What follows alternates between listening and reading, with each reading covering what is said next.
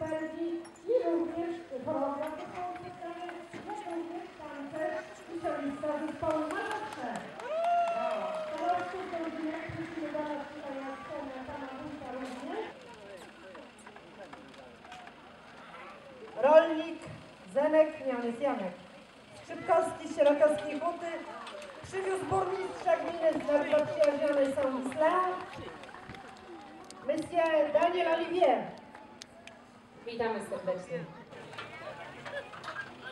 Kolejna bryczka, rolnik z wsi Tuchlino, pan Henryk Labuda. Na koźle pan przewodniczący Rady Gminy Sierakowice Zbigniew Suchta. Z żoną pana wójta gminy Sierakowice, z panią Sabiną i z panią Barbarą Rybicką. I kolejne sołectwo, to pewnie przejeżdżają na parki, przechodzą i tam wieniec składamy, tak? Brawo. Sołectwo Szklana. Kamienica Królewska. Witamy.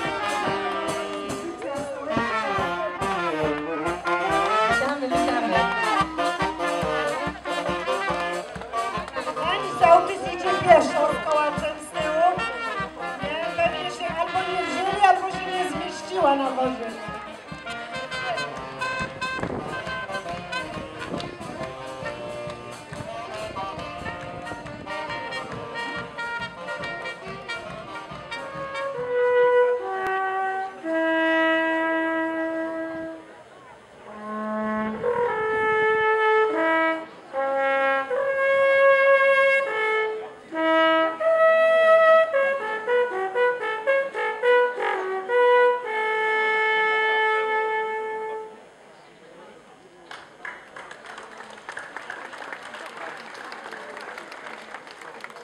Pana Tadeusza Kobieli oraz burmistrza zaprzyjaźnionej gminy w Belgii Saint-Ghislain, pana Daniela Olivier, tradycyjnego bochna chleba.